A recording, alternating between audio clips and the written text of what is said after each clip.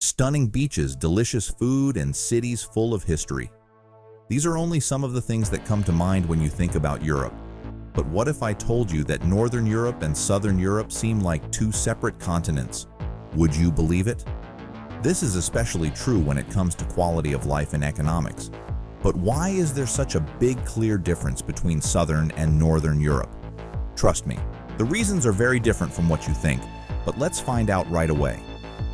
First, let's take a look at the industrial and economic history of these regions. Northern Europe, which includes countries like Germany, Sweden, Denmark, and the Netherlands, has a long history of industrialization. This started in the 19th century with the Industrial Revolution, which transformed these nations into economic powerhouses. The Industrial Revolution brought about advancements in technology, manufacturing, and transportation. Northern Europe embraced these changes, building factories, developing infrastructure, and expanding their economies. In contrast, Southern Europe, which includes countries like Italy, Spain, Greece, and Portugal, lagged behind in industrialization. These countries were more focused on agriculture and lacked the same level of investment in industrial development. This historical lag in industrialization has had long-lasting effects on their economies. To give you an idea, while Northern Europe was building railways and factories, Southern Europe was still heavily reliant on traditional farming methods. Next, let's talk about natural resources. Northern Europe is rich in natural resources like coal, oil, and natural gas. These resources have played a crucial role in the economic development of countries like Norway, which has become one of the wealthiest countries in the world thanks to its oil reserves. Sweden and Finland, with their vast forests, have developed strong timber and paper industries. These natural resources have provided a solid foundation for economic growth and development. Southern Europe, on the other hand, has fewer natural resources.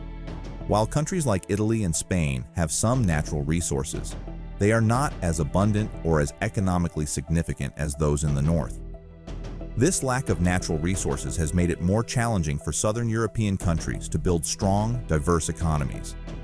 They have had to rely more on tourism and agriculture, which can be less stable and less lucrative than industries based on natural resources.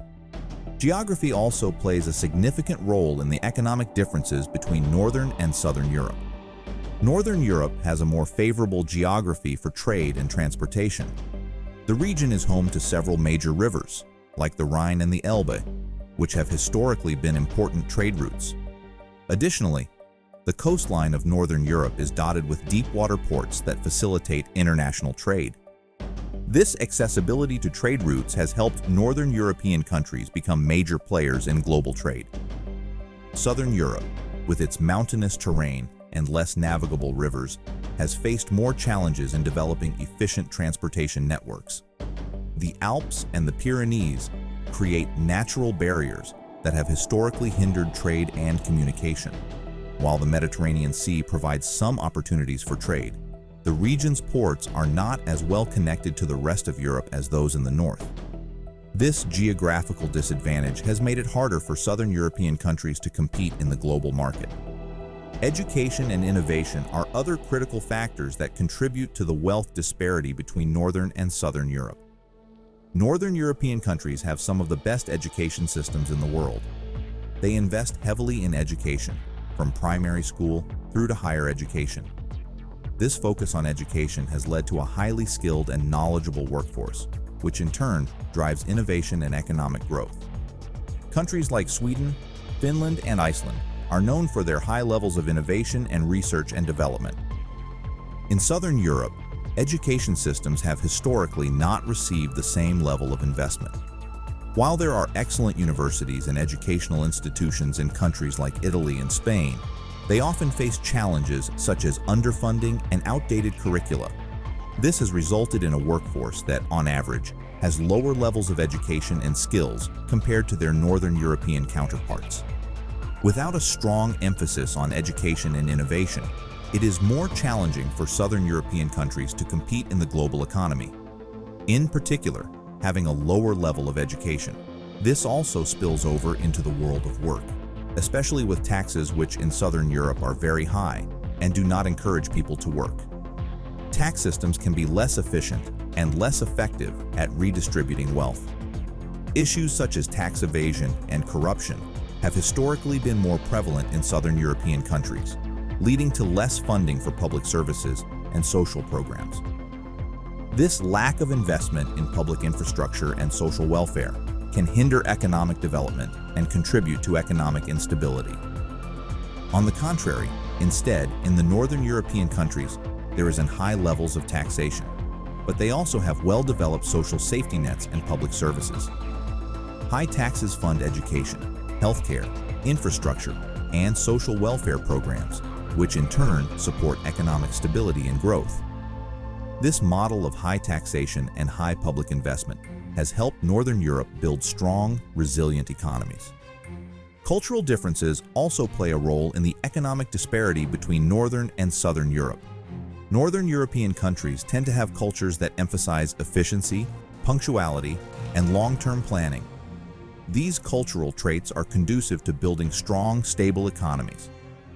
In countries like Germany and Sweden, there is a strong work ethic and a focus on productivity, which has contributed to their economic success.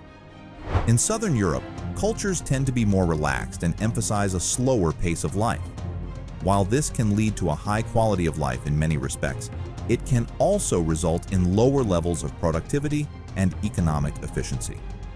Additionally, Southern European countries have historically placed a higher value on family and social connections, which can sometimes take precedence over economic considerations that we talked before.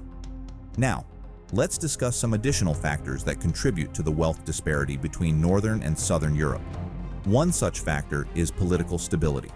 Northern European countries generally have more stable political systems, with less frequent changes in government and fewer instances of political turmoil.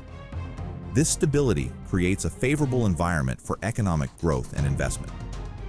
Businesses and investors are more likely to invest in a country with a stable political climate, as it reduces the risk of sudden changes in policy or economic conditions. In contrast, Southern European countries have experienced more political instability over the years. Frequent changes in government, political corruption, and economic crises have created an environment of uncertainty. This instability can deter investment and hinder economic growth. When businesses and investors are unsure about the future political and economic landscape, they are less likely to take risks and invest in the region. Another factor to consider is the structure of the economies in Northern and Southern Europe. Northern European countries tend to have more diversified economies, with strong industrial, technological, and service sectors. This diversification makes them more resilient to economic shocks and downturns.